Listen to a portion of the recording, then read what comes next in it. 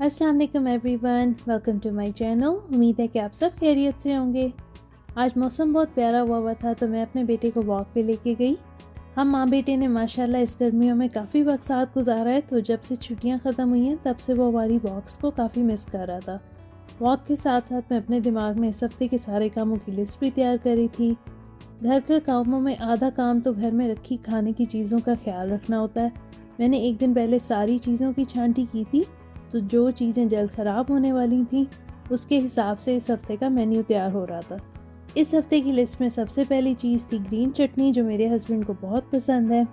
ये इनकी अपनी बनाई हुई रेसिपी है जो मैं आज इनसे सीख रही थी। धनिया और पुदीने के पत्तों के साथ हमने शामिल किया थोड़ा सा प्याज, टमाटर और सब्ज़ मिर्चें। इसके बाद हमने सब चीज़ों को ब्लेंडर में डाल दिया।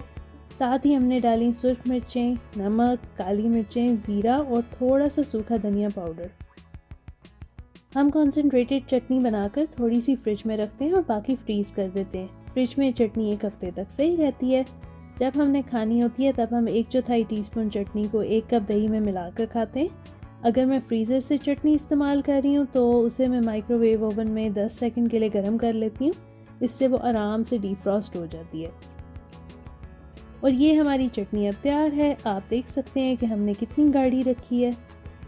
इसके बाद हमने बनाई आलू पालक। हमारे पास मिचल्स की तैयारशुदा पालक रखी थी। ये पालक कैन में मिलती है। मुझे पालक की रिकॉर्डिंग करनी भूल गई, तो इसकी रेसिपी बहुत सिंपल है।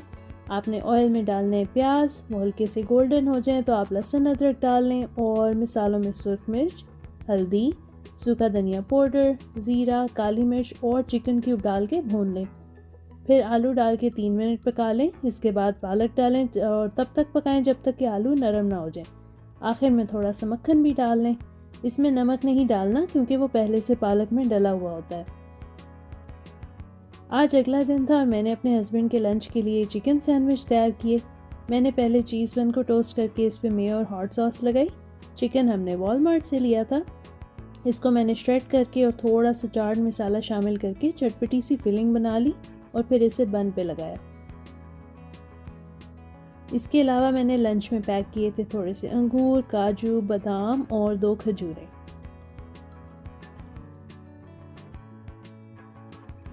अपने लिए नाश्ते में आज मैंने वेजी पराठा बनाया। जब हम दोनों जॉब कर रहे थे तो अक्सर लंच में दीप के पराठे पैक करते थे, लेकिन ये वाला पराठा मैंने पहले ट्राई नहीं किया हुआ था। इतने साल सुबह सुबह भागा दौड़ी करने के बाद अल्हम्दुलिल्लाह मैं अपने बेटे और अपने हस्बैंड के जाने के बाद तसल्ली से नाश्ता करती हूँ। ये मेरे दिन का सबसे पीसफुल वक्त होता है। जब हम छोटे थे तो हमेशा नाश्ते से दिन की शुरुआत होती थी। मेरी अभी भी यही आदत है। इस वक्त रोज़ बर्तन बिखरे हुए होते हैं क्योंकि इससे पहले मैंने अपने हस्बैंड और अपने बेटे का नाश्ता तैयार किया होता है। इस वक्त मैं हर चीज़ को इग्नोर करके बस अपनी एनर्जी बनाने पे फोकस करती हूँ।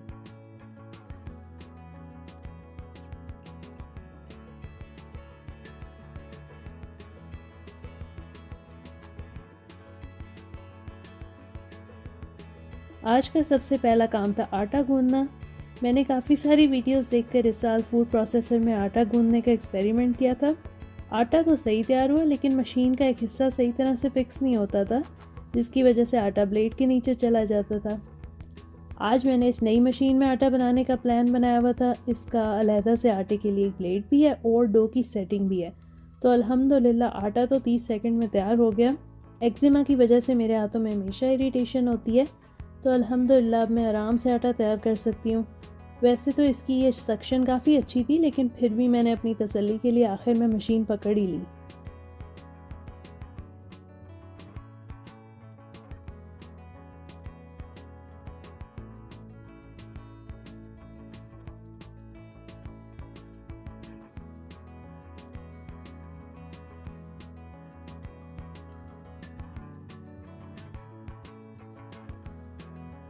ये ब्लेड प्लास्टिक का है तो इसमें हाथ ज़ख्मी होने का डर नहीं था। ब्लेड आसानी से बाहर आ गया।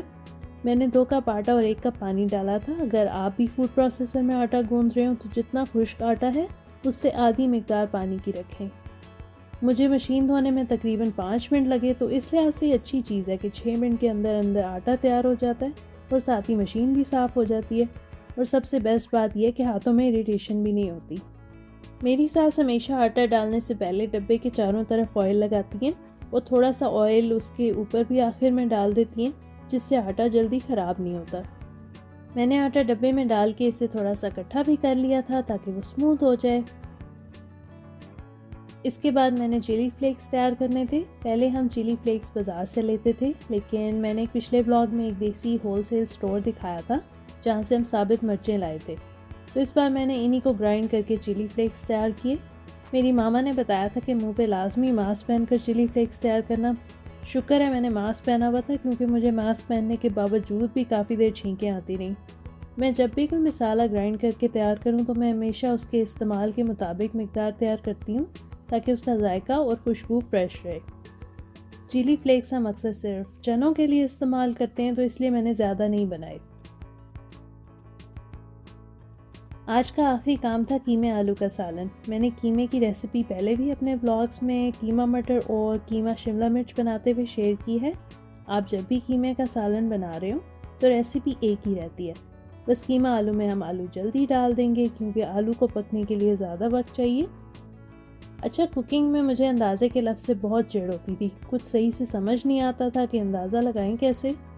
जब मेरी शादी हुई तो मुझे सिर्फ सब्ज़ी वाले चावल बनाने आते थे, क्योंकि चावल बनाने में कोई अंदाज़े की ज़रूरत नहीं होती। पानी का हिसाब और दम का वक्त फ़िक्स होता है।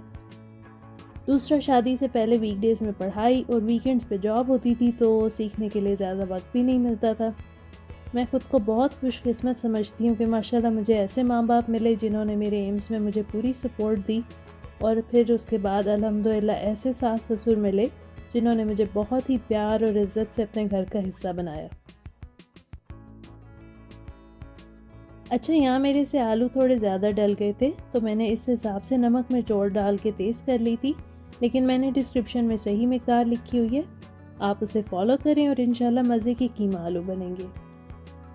इस हफ्ते का इख्तिताम हमने मामा बाबा के साथ बाहर बहुत ही मज़ेदार खाना खाकर किया।